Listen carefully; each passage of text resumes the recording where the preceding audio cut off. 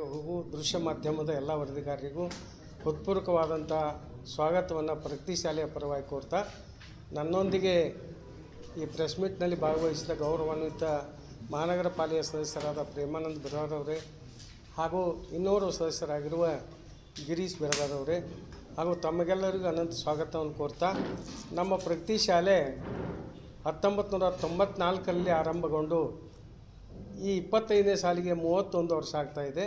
Corona ಕಾಲಘಟ್ಟದಲ್ಲಿ ನಾವು 25ನೇ ವರ್ಷದ ಸಿಲ್ವರ್ ಜೂಬಿಲಿಯನ್ನು ಆಚರಿಸಲಿಕ್ಕೆ ಆಗಲಿಲ್ಲ. ಈಗ ನಾವು ನವಂಬರ್ 19ಕ್ಕೆ ಸರಸ್ವತಿ ಮೆರವಣಿಗೆಯನ್ನು ಯಾಕೆ ಮಾಡ್ಲಿಕ್ಕತ್ತೀವಿ ಅಂತಂದ್ರೆ ಕಾರ್ಯಕ್ರಮ ಭಾರತ್ ಫಂಕ್ಷನ್ ಹಾಲ್ನಲ್ಲಿ ಇರೋದರಿಂದ ಅಲ್ಲೇ ಎಲ್ಲ ಮಾಡಿದರೆ ಇಲ್ಲಿ ಏನೂ ಗೊತ್ತಾಗಲಿರುವಂಥ ಉದ್ದೇಶದಿಂದ ಓಣಿಯಲ್ಲಿ ಆ ಮುರಣಕೇರಿ ಕಾಳಮ್ಮನ ಗುಡಿಯಿಂದ ಕಾಸಗೇರಿ, ರಾಜಾಜಿನಗರ ಮತ್ತು ರಾಮನಗರ ಆ ಕ್ರಿಸ್ತ ಆ ಒಂದು ಮಂದಿರದ ಮೂಲಕ ಚರ್ಚ್ ಮೂಲಕ ಪ್ರಗತಿ ಶಾಲೆಗೆ ಬಂದು ಮುಟ್ತಾ ಇದೆ. ಆಮೇಲೆ ಮಕ್ಕಳು ಹಾಗೂ ವಿವಿಧ ವಾದ್ಯಗಳೊಂದಿಗೆ ಕಾರ್ಯಕ್ರಮ ಜರುಗುತ್ತದೆ. ಆಮೇಲೆ 23ನೇ ತಾರೀಕಿಗೆ ಆ ಕಾರ್ಯಕ್ರಮದಲ್ಲಿ ಉದ್ಘಾಟನೆಯನ್ನು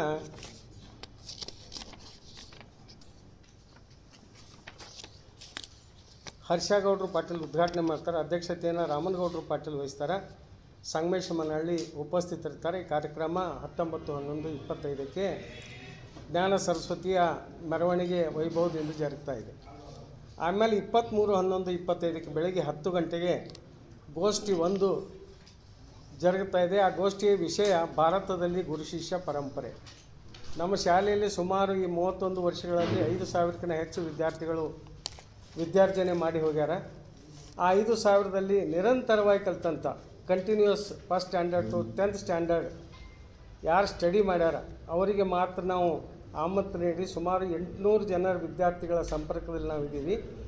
ಅವರಿಗೆಲ್ಲ ಗುರುವಂದನೆಯಲ್ಲಿ ಗೌರವ ಸಲ್ಲಿಸಬೇಕು ಅನ್ನುತ್ತಿರುವಂಥ ಮಹದಾಸೆ ನಮ್ಮ ಸಂಸ್ಥೆಯ ಪರವಾಗಿದೆ. ನಾನು ಸಿದ್ಲಿಂಗ ಮನಹಳ್ಳಿ ಅಂತ ಮೊದಲೇ ನಿಮ್ಮ ಹೆಸರು ನಾನು ಹೇಳಿಲ್ಲ, ನಿವೃತ್ತ ಪ್ರೌಢಶಾಲೆಯ ಶಿಕ್ಷಕ. ಆಮೇಲೆ ಈ ಶಾಲೆಯ ಆಡಳಿತಗಾರರು. ನಾನು ಈ ಒಂದು ಯೋಜನೆಯನ್ನು ಮಾಡಿದೆ, ಹಳೆಯ ವಿದ್ಯಾರ್ಥಿಗಳನ್ನೆಲ್ಲ ಒಂದು ಸಲ ಕೂಡಿಸ್ಬೇಕು ಅನ್ನಿರುವಂಥದ್ದು. ಅವರಿಗಾಗಲೇ ಹಲವಾರು ಸ್ಥಳಗಳಲ್ಲಿ ಇಂಜಿನಿಯರು ಮತ್ತು ಯಾವ ಹುದ್ದೆಯಲ್ಲೂ ಸಾವಿರಾರು ಜನರು ನೌಕರಿ ಮಾಡ್ತಾರೆ. ಅವರೆಲ್ಲರೂ ಬರುವ ವಿಶ್ವವನ್ನು ವ್ಯಕ್ತಪಡಿಸ್ಯಾರ. ಈ ಕಾರ್ಯಕ್ರಮದ ಘನ ಅಧ್ಯಕ್ಷತೆಯನ್ನು ಸಣ್ಣದ ಮಹಾಪೂಜ್ಯರ ಅಂತ ಶಿವಾನಂದ ಶಿವಗಳು ವಹಿಸ್ತಾರೆ. ಆಮೇಲೆ ಸಾನ್ನಿಧ್ಯವನ್ನು ಅಥಣಿಯ ಮೋಟ್ಲಿ ಮಠ ಶ್ರೀಗಳಾದಂಥ ಪ್ರಭು ಚನ್ನಬಸವ ಮಹಾಸ್ವಾಮಿಗಳು ವಹಿಸ್ತಾರೆ. ಆಮೇಲೆ ಉದ್ಘಾಟಕರಾಗಿ ಕನ್ನಡದ ಪೂಜಾರಿಗಳಾದಂಥ ಕಣ್ಣನವರಿಗೆ ನಾವು ಹಿರೇಮಗಳೂರು ಕಣ್ಣನವರಿಗೆ ಒಬ್ಬರನ್ನ ಕಳಿಸಿ ಅವರ ಸಂಬಂಧಿಕರನ್ನ ಅವ್ರಿಗೆ ಕಳಿಸಿ ನಾವು ಅವರಿಂದ ಒಪ್ಪಿಗೆಯನ್ನು ಪಡೆದುಕೊಂಡಿವಿ. ಆಮೇಲೆ ಅವರಿಗೆ ಆಮಂತ್ರಣ ಪತ್ರಿಕೆಯನ್ನು ಕೂಡಿಸಿ ರಿಸರ್ವೇಷನ್ನು ಕೂಡ ಮಾಡಿಸಿ ಅವರಿಗೆ. ಆಮೇಲೆ ಅತಿಥಿಗಳಾಗಿ ಸನ್ಮಾನ್ಯ ಬಸವನಗೌಡರು ಪಾಟೀಲ್ ಶಾಸಕರು ಈ ಕಾರ್ಯಕ್ರಮಕ್ಕೆ ಆಗಮಿಸ್ತಾ ಇದ್ದಾರೆ. ಅತಿಥಿಗಳಾಗಿ ಮಹಾನಗರ ಪಾಲಿಕೆ ಅಧ್ಯಕ್ಷರಾದಂಥ ಸನ್ಮಾನ್ಯ ಮಡಿವಾಳಪ್ಪ ಕರಡಿಯವರು ಹಾಗೂ ಮಹಾಪೌರರು ಹಾಗೂ ಪ್ರೇಮಾನಂದ ಬಿರಾದವರು ಹಾಗೂ ಕೆ ಕುಲಕರ್ಣಿ ಈ ಕಣ್ಣನವ್ರನ್ನ ಆಮಂತ್ರಿಸಿದಂಥ ಒಂದು ಕುಟುಂಬ, ಅವ್ರ ಸಂಬಂಧಿಕರು ಅವರು ಬರ್ತಾ ಇದ್ದಾರೆ. ಆಮೇಲೆ ಉಪಸ್ಥಿತಿಯನ್ನು ನಮ್ಮ ಸಂಸ್ಥೆಯ ಅಧ್ಯಕ್ಷರಾದಂಥ ಗೌರವಬಾಯಿ ಮನಹಳ್ಳಿ ವಹಿಸುತ್ತಾರೆ.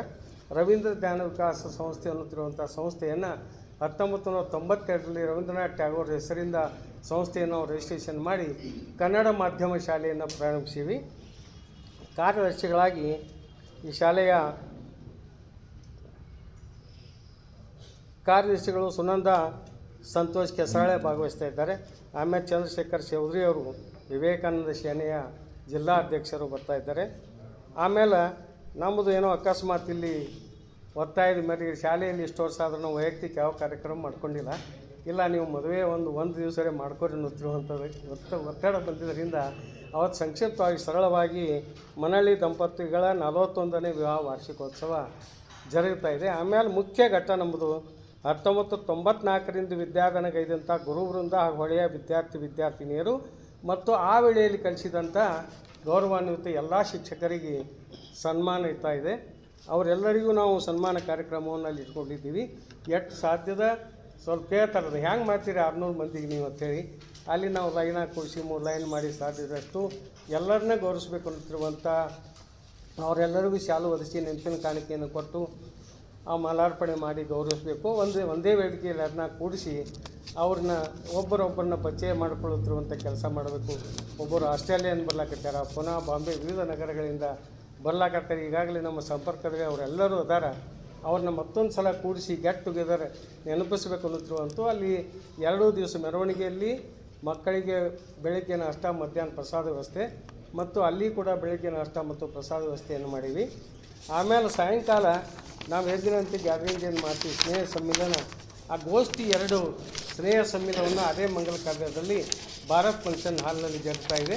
ಅದನ್ನು ಗಾರ್ಡನಲ್ಲಿ ಮಾಡೋಕ್ಕಂತ ಮಾಡಿದ್ದೀವಿ. ಥಂಡಿ ನಿಮಿತ್ತವಾಗಿ ಒಳಗಡೆ ಕಾರ್ಯಕ್ರಮ ಮಾಡಬೇಕಂತಿರುವಂಥ ನಿರ್ಣಯವನ್ನು ನಾವು ತೆಗೆದುಕೊಂಡಿದ್ದೀವಿ. ಆ ಕಾರ್ಯಕ್ರಮದ ವಿಷಯ ಗೋಷ್ಠಿ 2 ಬಡ ಮಕ್ಕಳ ಕಲಿಕೆಯ ಸಮಸ್ಯೆಗಳು ಮತ್ತು ಪರಿಹಾರಗಳು.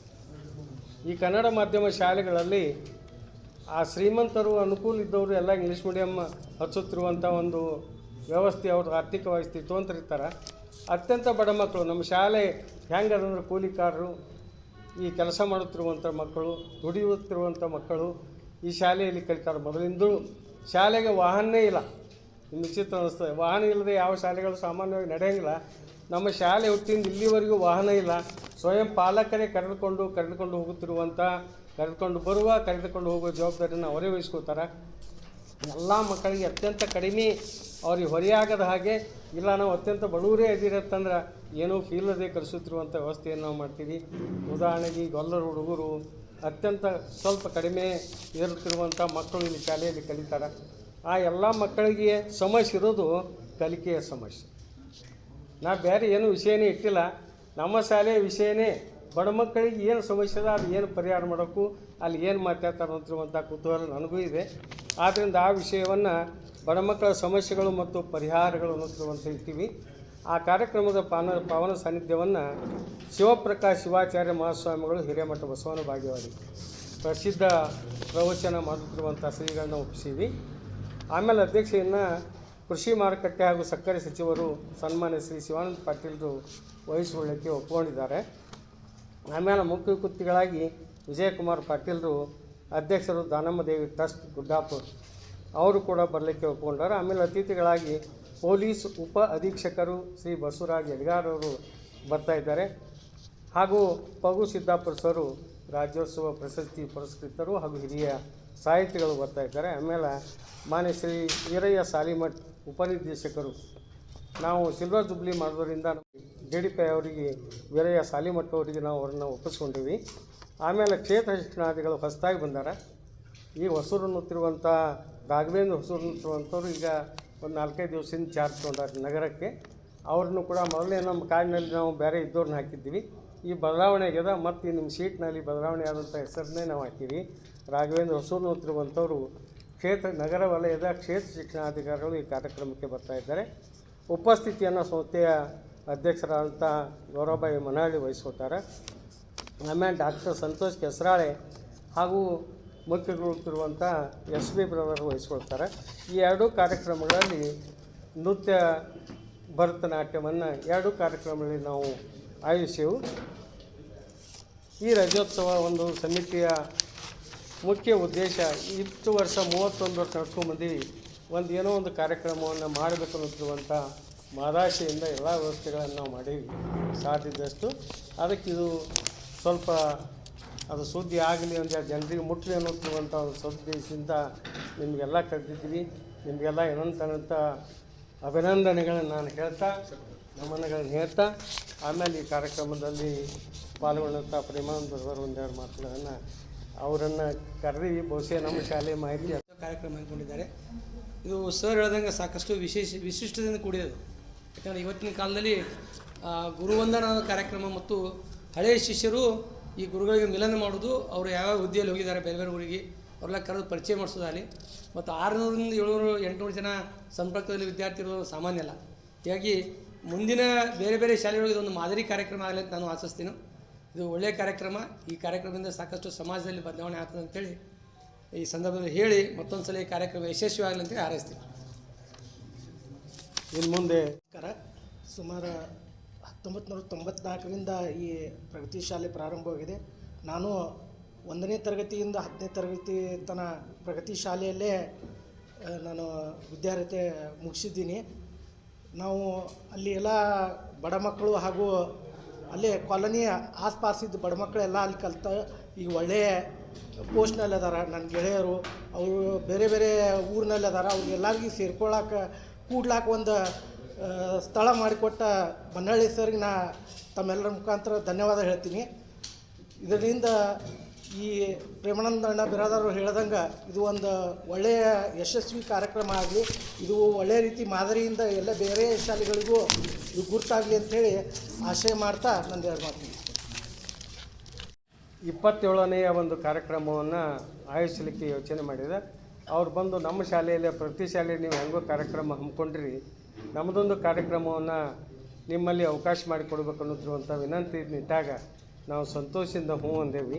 ಆ ಕನ್ನಡ ಪುಸ್ತಕ ಪರಿಷತ್ತು ವಿಜಯಪುರ ಆಶ್ರಯದಲ್ಲಿ ಮಧ್ಯಾಹ್ನ 1:30 ಗಂಟೆಗೆ ನಮ್ಮ ಮೆರವಣಿಗೆ ಮುಗಿದ ಮೇಲೆ, ಸರಸ್ವತಿಯ ಮೆರವಣಿಗೆ ಮುಗಿದ ಮೇಲೆ ಆ ಕಾರ್ಯಕ್ರಮ ಚಾಲೂ ಆಗ್ತದೆ. ಪ್ರಗತಿಯ ಶಾಲಾ ಆವರಣದಲ್ಲಿ ತೋಂಟದ ಸಿದ್ಧಲಿಂಗ ಶ್ರೀ ಪುಸ್ತಕ ಪ್ರಶಸ್ತಿ ಪ್ರದಾನ ಕವಿಗೋಷ್ಠಿ ಕುವೆಂಪು ಅವರ ಕಾವ್ಯ ಬದುಕಿದೆ, ಚನ್ನವೀರ ಕಣಿವೆಯವರ ಕಾವ್ಯ ಬದುಕಿದೆ, ಬೇಂದ್ರೆಯವರ ಕಾವ್ಯ ಬದುಕಿದೆ. ಭಾಳಷ್ಟು ಜನರ ಕಾವ್ಯ ಇವತ್ತು ಬದುಕಿಲ್ಲ. ಆದರೆ ಬದುಕುವ ಕಾವ್ಯವನ್ನು ನೀವು ಬರಿಬೇಕು, ಅದಕ್ಕೊಂದು 1000 ರು ಬಹುಮಾನ ಕೊಡ್ತೇವೆ ಅನ್ನುವಂಥ ಟೈಟಲ್ನಿಂದ ನಮ್ಮ ಅಡವಿ ಸ್ವಾಮಿ ಕೊಳಮಲಿ ಅವರು ಅದನ್ನು ಸಂಘಟನೆ ಮಾಡ್ಯಾರ. ನಮ್ಮ ತಾಲೂಕು ಸಂಚಾಲಕರಾದಂಥ ಸಾವು ಇರದ ಕಾವ್ಯಕ್ಕೆ 1000 ರು ಬಹುಮಾನ ಆ ಒಂದು ಕವಿಗೋಷ್ಠಿ ಕಾರ್ಯಕ್ರಮದಲ್ಲಿ ನಡೀತದೆ. ಅದನ್ನು UN ಕುಂಟೋಜಿಯವರ ಅಧ್ಯಕ್ಷತೆಯಲ್ಲಿ ಆ ಕವಿಗೋಷ್ಠಿ ನಡೀತದೆ. ಅದನ್ನು ಡಾಕ್ಟರ್ ಕುಶಾಲ್ ಬರಗೂರು, ಬೆಂಗಳೂರಿನಿಂದ ಬಂದಂಥ ಡಾಕ್ಟರ್ ಕುಶಾಲ್ ಬರಗೂರು, ಕನ್ನಡ ಪುಸ್ತಕ ಪ್ರಾಧಿಕಾರದ ಸದಸ್ಯರು, ಅವರು ಅದನ್ನು ಉದ್ಘಾಟನೆ ಮಾಡ್ತಾರೆ. ಸಂಗಮೇಶ್ ಮೇತ್ರಿ ಅವರು ಅತಿಥಿಗಳಾಗಿರ್ತಾರೆ. ಗೌರಮ್ಮ ಮನಹಳ್ಳಿ ಅವರು ಈ ಶಿಕ್ಷಣ ಸಂಸ್ಥೆಯ ಅಧ್ಯಕ್ಷರು, ಅವರು ಕೂಡ ಅಲ್ಲಿ ಅತಿಥಿಗಳಾಗಿರ್ತಾರೆ. ಜಯಪ್ರಭು ಕೊಳಮಲ್ಲಿ ಅವರು ಇರ್ತಾರೆ. ಈ ಮಧ್ಯದಲ್ಲಿ ನಾವು ಆಕರ್ಷಣೆಗಾಗಿ, ಮಕ್ಕಳ ಆಕರ್ಷಣೆಗಾಗಿ ಜೂನಿಯರ್ ಶಿವರಾಜ್ ಕುಮಾರ್ ಅವರ ಏಕಪಾತ್ರಾಭಿನಯ ಆ ಸಮ್ಮೇಳನದಲ್ಲಿ ಮಧ್ಯದಲ್ಲಿ ಇರ್ತದೆ. ಮತ್ತು ಬಸವರಾಜ್ ವಾಲಿಕಾರ್ ಅನ್ನುವಂಥ ಹೊಸ ಗಾಯಕರು ನಮಗೆ ಅವತ್ತು ತಮ್ಮ ಸಂಗೀತವನ್ನು ಹಾಡೋದ್ರ ಮುಖಾಂತರ ಆ ವೇದಿಕೆಯಲ್ಲಿ ತೆರೆದುಕೊಳ್ತಾರೆ ಅನ್ನುವಂಥ ಮಾತನ್ನು ಹೇಳ್ತಾ, ಈ ನಮ್ಮ ಸಮ್ಮೇಳನದ ಮುಖ್ಯ ಕಾರ್ಯಕ್ರಮ ಅಂತಂದ್ರೆ ನಿಮ್ಮಲ್ಲಿ ನಾವು ವಿಶೇಷವಾಗಿ ವಿನಂತಿ ಮಾಡ್ಕೊಳ್ಳೋದಂತಂದ್ರೆ, ನಮ್ಮ ಉತ್ತರದ ವಿಷಯವನ್ನು ದಕ್ಷಿಣದವರು ಓದಬೇಕು. ದಕ್ಷಿಣದವರ ವರದಿಗಳನ್ನು ನಾವು ಉತ್ತರದವ್ರು ಓದ್ತೇವೆ, ನಮ್ಮ ವರದಿಗಳನ್ನು ಅವ್ರು ಯಾಕೆ ಓದಂಗಿಲ್ಲ? ಆ ಕಾರಣಕ್ಕೆ ಅದನ್ನು ಓದಂಗೆ ಮಾಡಬೇಕು ಅನ್ನುವಂಥ ಒಂದು ವಿಷಯವನ್ನು ನಾನು ನಿಮಗೆ ಹೇಳ್ತಾ ಇದ್ದೀನಿ. ನಾವು ತೋಂಟದ ಸಿದ್ಧಲಿಂಗ ಶ್ರೀಗಳ ಹೆಸರಿನಿಂದ ಪುಸ್ತಕ ಪ್ರಶಸ್ತಿಯನ್ನು 27 ವರ್ಷದಿಂದ ಕೊಡಕತ್ತೇವು. ಆದರೆ ತೋಂಟದ ಸಿದ್ಧಲಿಂಗ ಶ್ರೀಗಳು ಲಿಂಗೈಕ್ಯ ಆಗಿ 5 ವರ್ಷ ಆಯ್ತಲ್ಲ, 5 ವರ್ಷದ ನಂತರ ಅದಕ್ಕೆ ಹೆಸರಿಟ್ಟೆವು. ಮೊದಲು ಬೇರೆ ಬೇರೆ ವ್ಯಕ್ತಿಗಳ ಹೆಸರಿನಿಂದ ಆ ಪುಸ್ತಕವನ್ನು ಕೊಡ್ತಿದ್ದೆವು.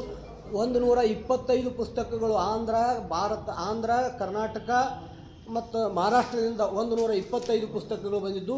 125 ಪುಸ್ತಕಗಳನ್ನು ನಾವು ಆಹ್ವಾನ ಮಾಡಿಕೊಂಡು ಅದರಲ್ಲಿ 5 ಪುಸ್ತಕಗಳನ್ನು ಆಯ್ಕೆ ಮಾಡೆವು. 5 ಪುಸ್ತಕಗಳಿಗೆ 10,000 ರೂಪಾಯಿ ಗೌರವಧನವನ್ನು ಕೊಟ್ಟು ಅವರನ್ನು ನಾವು ಗೌರವಿಸ್ತೇವೆ ಆ ಸಮ್ಮೇಳನದಲ್ಲಿ. ಇದು ಪುಸ್ತಕ ಪ್ರಶಸ್ತಿ. ಅದೇ ರೀತಿಯಾಗಿ ಸಮಗ್ರ ಸಾಹಿತ್ಯ ಪ್ರಶಸ್ತಿ, ಹಿರಿಯರಿರ್ತಾರೆ, ಭಾಳಷ್ಟು ಸಾಹಿತ್ಯವನ್ನು ಬರೆದಿರ್ತಾರೆ, ಅವರನ್ನು ಕೂಡ ನಾವು ಆ ವೇದಿಕೆಯಲ್ಲಿ ಗೌರವಿಸುವಂಥ ಒಂದು ಕಾರ್ಯಕ್ರಮ. ಅದು ಏನಂತಂದ್ರೆ ಸಮಗ್ರ ತೋಂಟದ ಸಿದ್ಧಲಿಂಗ ಶ್ರೀ ಸಮಗ್ರ ಸಾಹಿತ್ಯ ಪ್ರಶಸ್ತಿ. ಅದನ್ನು ಕೂಡ 5 ಮಂದಿಯನ್ನು ನಾವು ಗೌರವಿಸ್ತೇವೆ. ಅವರು ಯಾರ್ಯಾರು ಅಂತಂದ್ರೆ, ಶುಕ್ಲಾಕ್ಷಿ ವೈ ಸುವರ್ಣ, ಮುಂಬೈದವರು, ಮುಂಬೈ ಮಹಿಳೆ ಹಾಗೂ ಅವರ ಸಮಸ್ಯೆಗಳು ಅನ್ನೋಂಥ ಪುಸ್ತಕವನ್ನು ಅದ್ಭುತವಾಗಿ ಬರೆದಾರ.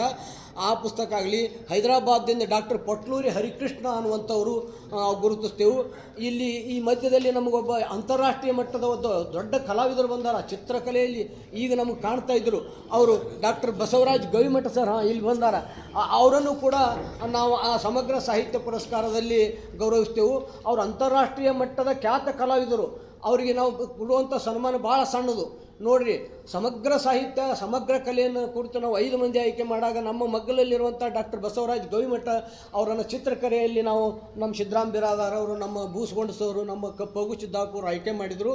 ಅವರನ್ನು ಕೂಡ ಅವತ್ತು ಸನ್ಮಾನಿಸುವ ಒಂದು ಕಾರ್ಯಕ್ರಮ ಇಟ್ಕೊಂಡೆವು.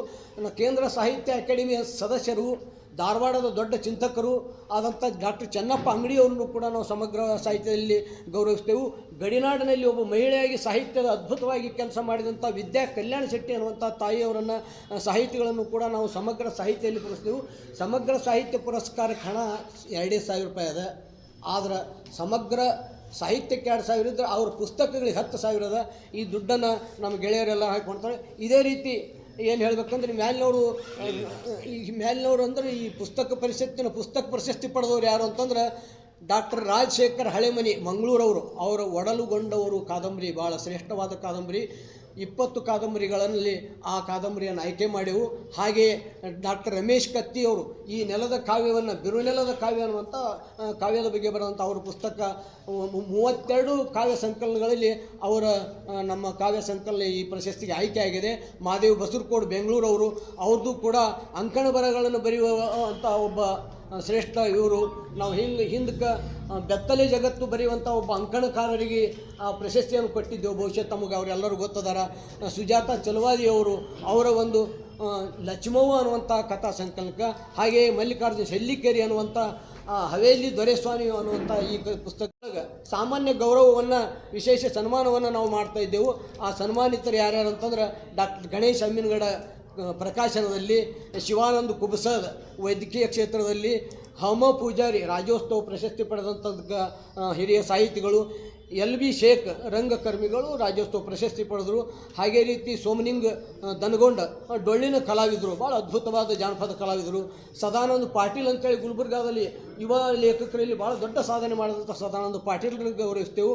ಹಾಗೆ ಕುಮಾರಿ ಭಾಗ್ಯರಾವ್ ಸಾಬ್ ಬಿರಾದಾರ್, ನೋಡ್ರಿ, ಒಬ್ಬ ರಾಷ್ಟ್ರಪತಿಯಿಂದ ಪದಕವನ್ನು ಪಡೆದಂಥ ಈ ಯುವತಿಯನ್ನು ನಾವು ಗೌರವಿಸ್ತೇವೆ. ಹಾಗೆ ಮೊನ್ನೆ ತಾನೇ ನಿಮ್ಮೆಲ್ಲರ ನಾಯಕರಾಗಿ ನಮ್ಮ ಕರ್ನಾಟಕ ಕಾರ್ಯನಿರತ ಪತ್ರಕರ್ತರ ಸಂಘದ ಬಿಜಾಪುರ ಜಿಲ್ಲಾ ಅಧ್ಯಕ್ಷರಾಗಿ ಆದಂಥ ಆ ಖುಷಿಗಾಗಿ ನಾವು ಅವರನ್ನು ಕೂಡ, ಅಶೋಕ್ ಎರಳಿ ಅವರನ್ನು ಕೂಡ ನಮ್ಮ ಈ ಕಾರ್ಯಕ್ರಮದಲ್ಲಿ ಗೌರವಿಸ್ತೇವೆ. ಇಷ್ಟೆಲ್ಲ ಕಾರ್ಯಕ್ರಮಗಳ ಮಧ್ಯೆ ಪುಸ್ತಕ ಮಾರಾಟ, ಪುಸ್ತಕ ಪ್ರೀತಿಯ ಬೇರೆ ಬೇರೆ ಕಾರ್ಯಕ್ರಮ ನಮ್ಮ ಪುಸ್ತಕ ಪರಿಷತ್ನಿಂದ ನಡೀತಾವು. ಇದು ಯಾವಾಗ ಪ್ರಾರಂಭ ಅಂತಂದ್ರೆ ನಮ್ಮ ಶಾಲೆಯ 25ನೇ ವರ್ಷದ ಶಾಲೆಯ 19ನೇ ತಾರೀಕಿನ ಕಾರ್ಯಕ್ರಮದ ಮೆರವಣಿಗೆ ನಂತರ ಇವೆಲ್ಲ ವೇದಿಕೆ ಕಾರ್ಯಕ್ರಮ ನಡೀತಾವು ಅನ್ನುವಂಥ ಮಾತನ್ನು ಹೇಳ್ತಾ ನನ್ನ ಪತ್ರಿಕಾ ವರದಿಯ ವಿಷಯವನ್ನು ತಮಗೆ ಅರ್ಪಿಸ್ತೀನಿ. ಸರ್, ತಾವೊಂದಿಷ್ಟು ಮಾತು. ಪ್ರೀತಿಗಾಗಿ ನಮ್ಮ ಕನ್ನಡ ಪುಸ್ತಕ ಪರಿಷತ್ತಿನಿಂದ ಕನ್ನಡ ಪುಸ್ತಕ ಪ್ರಶಸ್ತಿಗಳು, ಸಾಹಿತ್ಯ ಪ್ರಶಸ್ತಿಗಳು ಮತ್ತು ಕವಿಗೋಷ್ಠಿ ವಿನೂತನವಾದಂಥ ಈ ಒಂದು ಪರಂಪರೆ 25-27 ವರ್ಷಗಳಿಂದ ಬಂದದ. ಆ ನಿಟ್ಟಿನಲ್ಲಿ ಈ ವರ್ಷವೂ ಕೂಡ ನಾವು ಕನ್ನಡ ಪುಸ್ತಕ ಪರಿಷತ್ತಿನ ಸಮ್ಮೇಳನದಲ್ಲಿ ಹಲವಾರು ಕಾರ್ಯಕ್ರಮಗಳು ಹಾಕ್ಕೊಂಡು, ಮುಖ್ಯವಾಗಿ ಪುಸ್ತಕ ಪ್ರಶಸ್ತಿ ಪ್ರದಾನ, ಸಮಗ್ರ ಸಾಹಿತ್ಯ ಪ್ರಶಸ್ತಿ ಹಾಗೂ ಸಾಧಕ ಪ್ರಶಸ್ತಿಯನ್ನು ನಮ್ಮ ಕನ್ನಡ ಪುಸ್ತಕ ಪರಿಷತ್ತು 19ನೇ ತಾರೀಕು ಈ ಪ್ರಗತಿ ಹೈಸ್ಕೂಲ್ ಆವರಣದಲ್ಲಿ ನೆರವೇರ್ತಾ ಇದೆ ಅಂತ ಈ ಮೂಲಕ ನಾನು ಹೇಳ್ತಾ ಇದ್ದೀನಿ.